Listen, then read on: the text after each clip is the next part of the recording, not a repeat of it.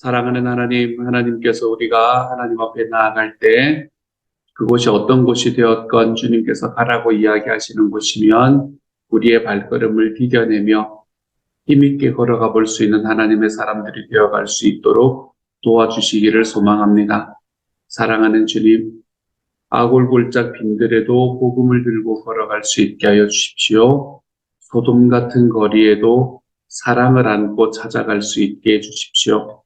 하나님, 그래서 우리들의 삶에 그 삶의 순간순간에 넘쳐나는 하나님의 함께하심이 우리를 붙들고 우리의 삶과 늘 함께하는 그 하나님을 경험할 수 있는 하나님의 사람들이 되도록 주여 도와주옵소서.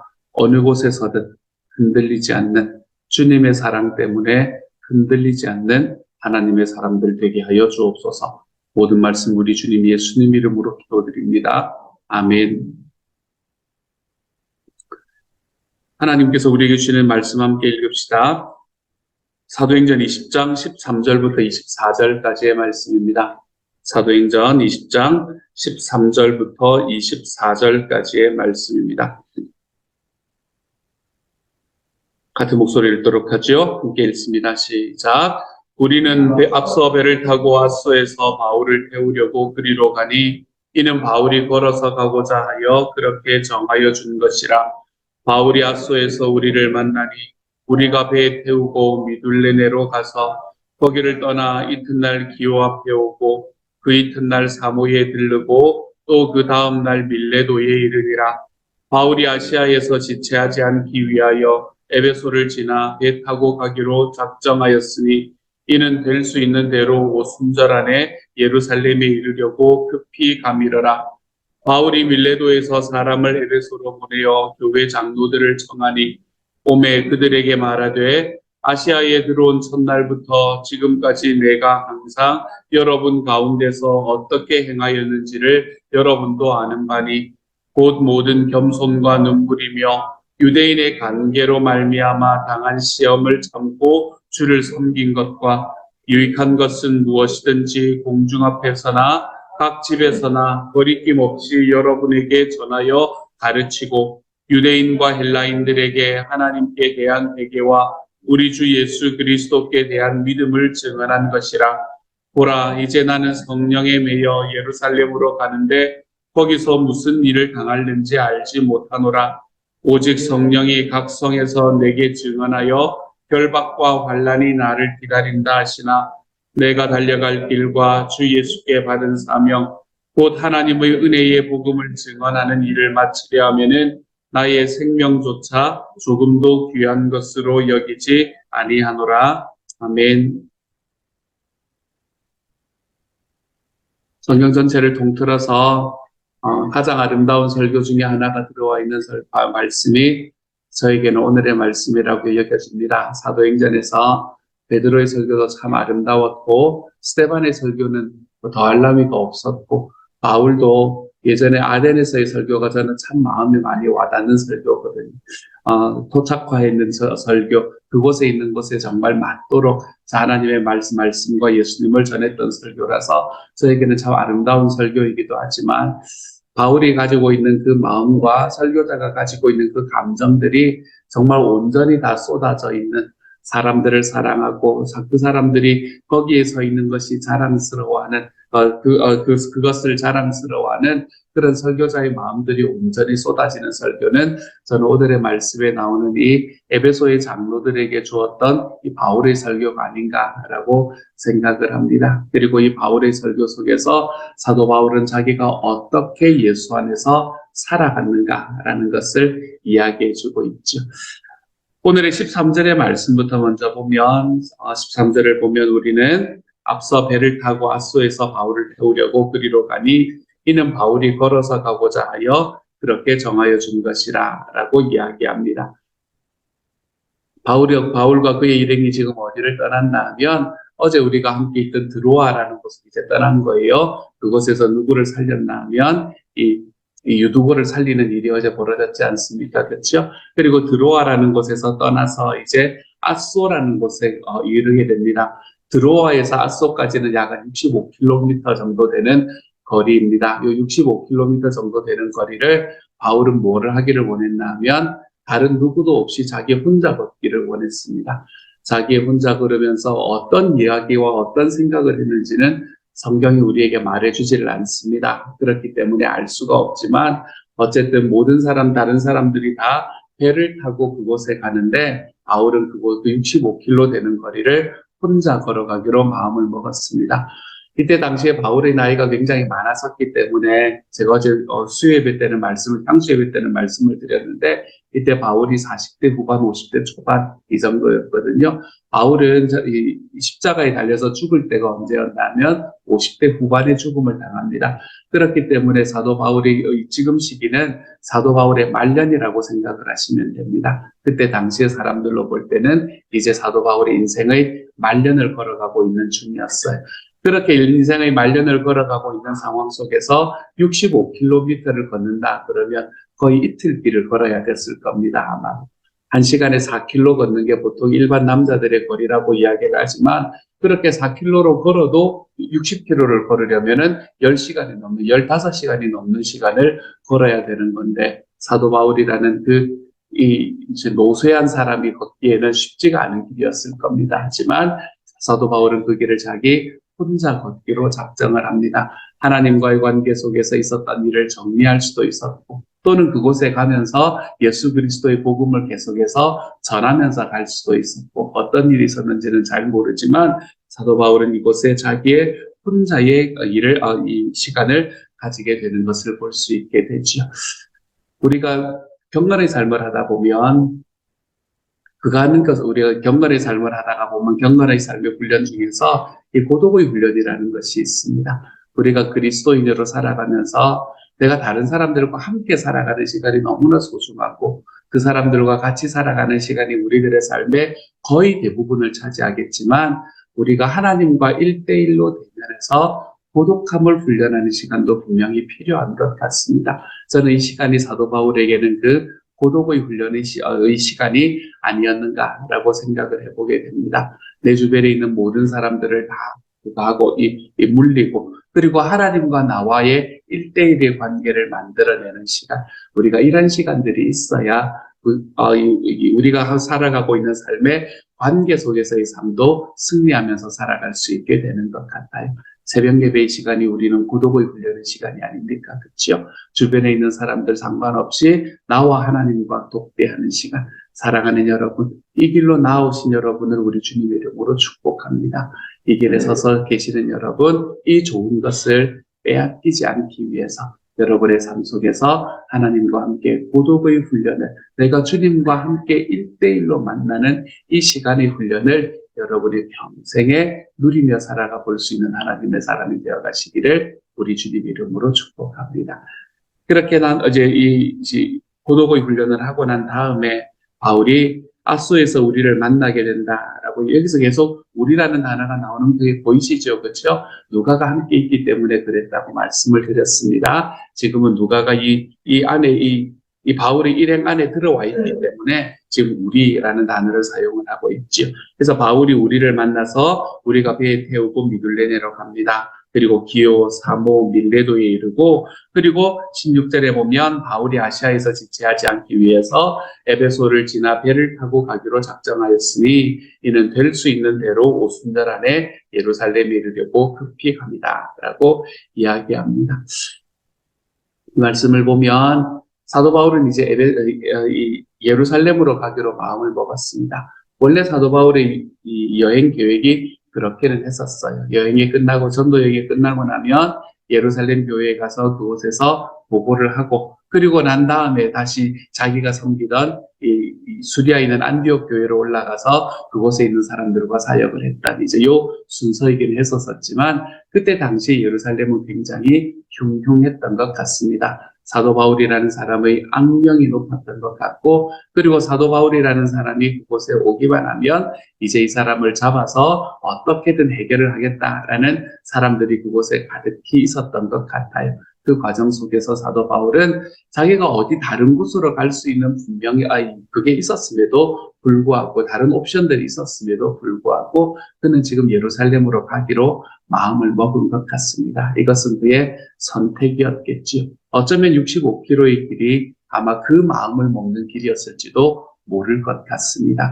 사도 바울은 어쨌든 이제는 내가 예루살렘으로 가겠다. 가는데 언제 가나 하면 오순절 전에 가야 되겠다. 왜 그런가 하면 사도 바울은 자기가 예수 그리스도를 믿음에도 불구하고 자기는 유대인이었잖아요. 그렇죠? 유대인이 가지고 있는 그 모든 것들, 많은 것들을 자기는 지키기로 마음을 먹었던 사람이기 때문에 그렇습니다.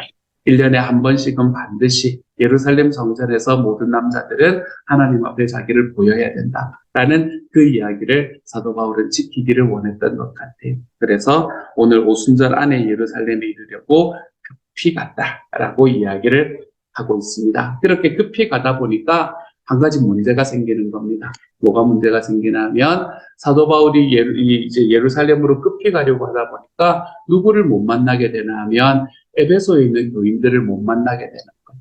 에베소를 다시 들릴 수가 없는 상황이 되어버린 겁니다. 에베소를 다시 들릴 수 없는 상황이 되어서 바울이 밀레도에서 사람을 에베소로 보내어 교회 장로들을 청합니다. 어쩌면 사도 바울이 그 풍랑 때문에 너무너무 힘들어서 그 7일 동안을 머물렀던 그 드로아에서의 그 7일이 사도 바울이 에베소에 들르지 못하게 만드는 이유가 되었을지도 모르겠습니다. 어쨌든 사도 바울은 에베소에 자기가 들르지는 못하는 상황 속에서 이 에베소에 있는 사람들을 너무너무 사랑하는 마음이 그의 마음이 컸기 때문에 그곳에 있는 장로들을 밀레도라는 곳으로 오도록 만듭니다. 그곳이 밀레도로부터 에베소까지는 약 하루 정도 걸리는 거리거든요. 그래서 그곳으로 오게 만듭니다. 그리고는 그곳에서 이제 마지막 자기의 고별 설교를 하고 있는 내용을 우리는 18절부터 볼 수 있게 되죠. 18절부터는 이렇게 말합니다. 오매 그들에게 말하되, 우리 말씀은 아시아에 들어온 첫날부터 여기부터가 고별 설교의 시작이잖아요. 그렇죠? 하지만 헬라어 원문을 보면 여러분이 아십니다 라는 것으로부터 시작을 합니다. 여러분이 아십니다. 사도 바울이 자기의 삶에 대해서 얼마나 자부심이 있었는가, 자신이 있었는가라는 것을 거기서 알게 되는 것 같아요. 이런 이야기하는 게 쉽지가 않지 않습니까? 그렇죠? 내가 이런 의도였습니다라는 이야기를 하거나 아니면 내가 이런 생각들을 하고 있었습니다라는 말을 하는 건 오히려 쉽지만 여러분이 알고 있습니다.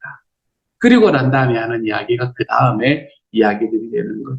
사도 바울은 여러분이 알고 있습니다. 뭘 알고 있냐면 아시아에 들어온 첫날부터 지금까지 내가 항상 여러분 가운데서 어떻게 행하였는지를 여러분이 알고 있습니다. 이렇게 말합니다. 그리고는 자기의 삶에 대해서 쭉 설명을 합니다. 그 사람들도 알고 있고 자기도 알고 있는 그 삶에 대해서 설명을 합니다. 곧 모든 겸손과 눈물이며 유대인의 관계로 말미암아 당한 시험을 참고 주를 섬긴 것과. 여기서 눈물은 무슨 눈물일까요? 고난 때문에 받은 눈물은 아닌 것 같아요. 왜냐하면 뒤에 보면 유대인의 관계로 말미암아 당한 시험을 자기가 참고 주를 섬겼다 그랬고, 여기서 눈물이라는 건 자기와 함께 있는 사람들을 위한 눈물일 것입니다.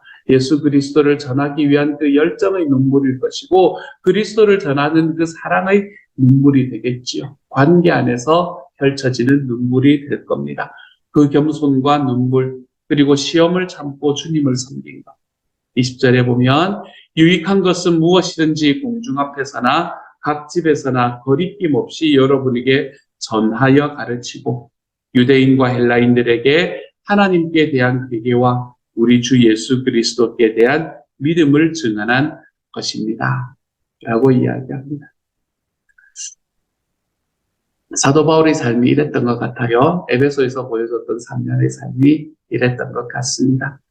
저는 더 많은 걸 안 붙이려고요. 여기 나오는 단어 하나하나가 그냥 우리가 본받았으면 좋겠다. 나도 본받았으면 좋겠다. 라는 그런 단어들입니다. 주님, 제가 하나님 앞에서 겸손하게 해주십시오. 사람들과의 관계 속에서도 겸손하게 해주십시오. 내 주변에 아픈 사람이 있으면 함께 좀 울어줄 수 있게 해주십시오. 내 삶에 시험이 올 때에 그것 때문에 힘들어하고 억울해하지 말며 내가 그것을 인내하며 주님을 좀 섬길 수 있게 해주십시오.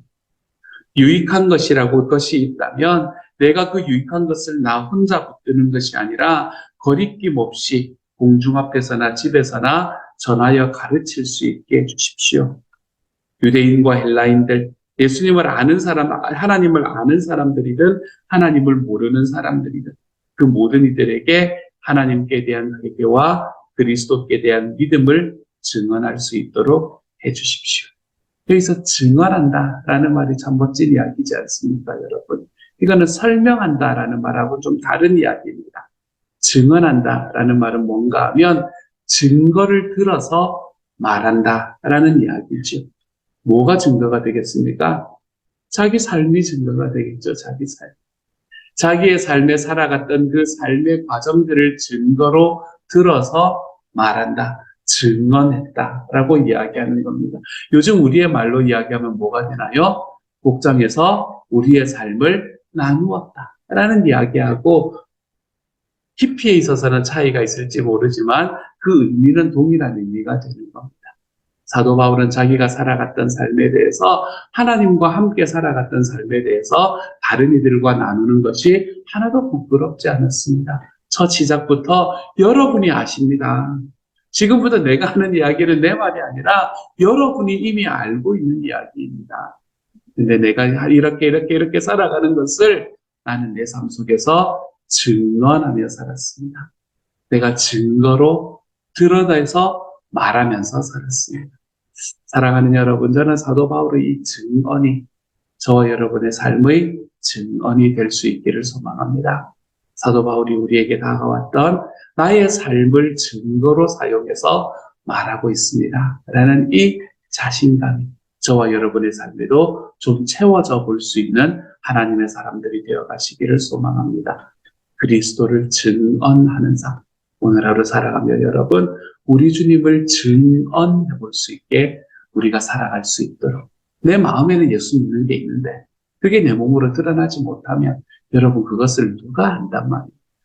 내 삶 속에서 내가 예수 믿는 삶이라는 것이 그리고 예수 믿는 삶이 이런 것이라는 것이 내 삶 속에서 증거처럼 나타나 볼 수 있는 하나님의 사랑. 그것이 겸손과 눈물이며 인내함으로 시험을 참고 견디는 일이 되고 내가 알고 있는 예수 그리스도를 내 주변 사람들에게 때를 얻든지 못 얻든지 그 사람들이 어떤 사람이든지 그것을 말해보며 살아가 볼 줄 아는 하나님의 사람. 저는 이러한 삶이 우리의 삶에 내가 예수 믿는 사람이라는 증언이 될 수 있는 하나님의 사람들이 되어갈 수 있기를 소망합니다.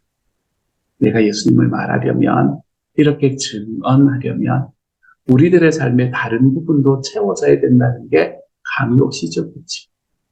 내가 세상에서 살아가는 다른 사람들은 그냥 제가 편하게 쓰는 말로 똑같이 살아가면서 그러면서 내가 예수에 관해서 이야기할 때는 내가 뭐 열정적으로 예수에 대해서 이야기를 한다. 여러분 누가 그것을 증언이라고 바라보겠습니까? 우리들의 삶 속에서 증언하는 삶을 살기 위해서는 우리는 우리의 삶 속에서 예수 그리스도를 증거하고 전하는 그 사실을 가지고 다른 부분에서 우리 주님께서 소망하시는 삶을 살아가는 모습을 보여야 됩니다.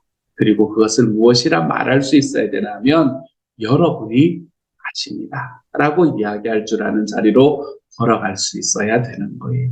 우리가 그 길로 걸어가서 우리의 삶에 있는 내가 말하는 나의 예수 그리스도라는 나의 말이 나와 함께 있는 이들에게 나와 함께 있는 이들 안에서는 힘이 있는 하나님의 사람들이 될 수 있게 내 삶에서 주님을 설명하는 것을 넘어서 증언하는 사람이 될 수 있기를 우리 주님의 이름으로 축복합니다.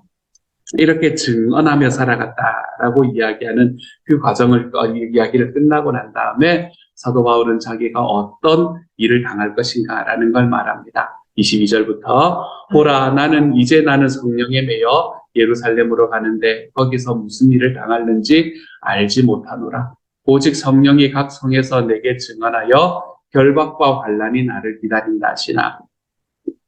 이 23절의 말씀은 무엇을 이야기하나 하면 이제 각 성에 갈 때마다 그 성에 있는 사람들이 바울에게 그 이야기를 했던 것 같아요. 나중에 우리가 보면은, 나중에 좀 있다 보면, 이제, 사도 바울에게 또 이 이야기를 하는 사람들이 가이사랴에서도 있었다는 것을 우리가 볼 수 있게 되거든요. 바울 선생님 거기 가시면 안 됩니다.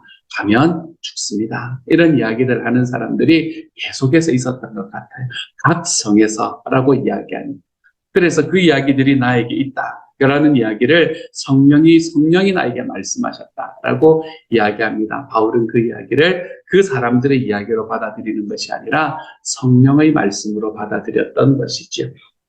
그런데 그 이야기를 다 듣고 난 다음에 성령님께서 자기에게 하시는 이야기를 다 듣고 난 다음에 사도 바울이 마음으로 결단했던 한 가지 일이 있었습니다. 그게 24절의 말씀이죠. 제가 더 말을 붙일 필요도 없고 더 설명을 할 필요도 없는 말씀. 우리 같이 한번 이 말씀만, 24절 말씀만 우리 같이 한번 읽어보도록 하십시다. 함께 읽습니다. 시작. 내가 달려갈 길과 주 예수께 받은 사명, 곧 하나님의 은혜의 복음을 증언하는 일을 마치려 하면은 나의 생명조차 조금도 귀한 것으로 여기지 아니하노라. 아멘. 사랑하는 여러분, 이 24절의 말씀대로 우리도 좀 살아가 볼 줄 아는 하나님의 사람들이 되어 가시기를 소망합니다. 우리의 삶의 각오가 내 주님의 사명을 내가 마치기 전에는 나의 생명도 조금도 귀한 것으로 여기지 않습니다. 우리의 삶에서 내 주님의 소원을 이루어드리는 삶을 살아갈 때 하나님이 나의 필요를 채우시는 것을 내가 알기에 주님의 소원을 좇아 주님의 사명을 따라 살아가는 일에 나의 필요를 이야기하며 살아가지 않겠습니다. 주님, 우리가 하나님 앞에 이러한 결단으로 나아갈 때 주님께서는 우리의 삶에 놀라운 선순환을 허락해 주실 것을 믿습니다. 다른 이야기 많이 붙이지 않을게요. 내가 달려갈 길과 주 예수께 받은 사명, 곧 하나님의 은혜의 복음을 증언하는 일을 마치려 하면은 나의 생명보다 조차 조금도 귀한 것으로 여기지 아니하노라. 이 말씀의 은혜가 좀 힘든 일이라는 느낌이 들기는 하지만 그럼에도 이 말씀의 은혜가 저와 여러분의 삶에 오늘 하루 채워질 수 있는 하루가 될 수 있기를 우리 주님 이름으로 축복합니다. 제가 한번 기도하도록 하죠. 함께 기도합니다. 사랑하는 하나님, 바울이 우리에게 보여주었던 헌신들, 하나님 그 헌신들로 인해서 자기와 함께 있는 사람들에게 여러분이 아십니다 라고 이야기할 수 있었던 사도 바울의 자신감, 내가 하나님의 복음을 증언했습니다 라고 이야기할 수 있었던 사도 바울의 그 패기, 사랑하는 하나님, 이러한 삶이 이곳에 함께 있는 이들에게도 함께 할 수 있도록 주여 도와주옵소서. 사랑하는 주님, 우리의 삶에 예수 그리스도를 그냥 전하는 것을 넘어 증언할 수 있는 하나님의 사람이 되게 하여 주시고, 그러한 길을 걸어가는 동안에 그렇게 내 주님을 전하는 우리 주님의 소원, 우리 주님의 사명을 내 삶에 마치려 하면은 우리의 삶에 나의 생명도 소중한 것으로 여기지 않을 수 있는 그러한 헌신들이 우리들 안에 일어날 수 있도록 아버지께서 도우시고 함께 하여 주옵소서. 겸손과 헌신이 우리 하나님을, 우리 예수님을 증언하는 삶 속에 있는 아픔과 어려움 속에서 우리가 주님 앞에 인내로 그 모든 것을 견뎌낼 수 있는 능력을 하나님의 오늘의 삶에서 허락하시는 주님을 경험하게 하여 주옵소서. 모든 말씀 우리 주님 예수님 이름으로 기도드립니다. 아멘.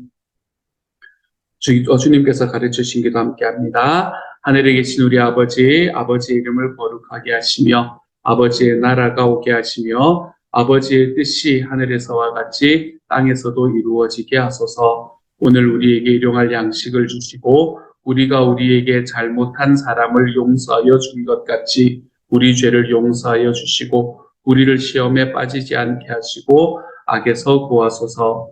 나라와 권능과 영광이 영원히 아버지의 것입니다. 아멘.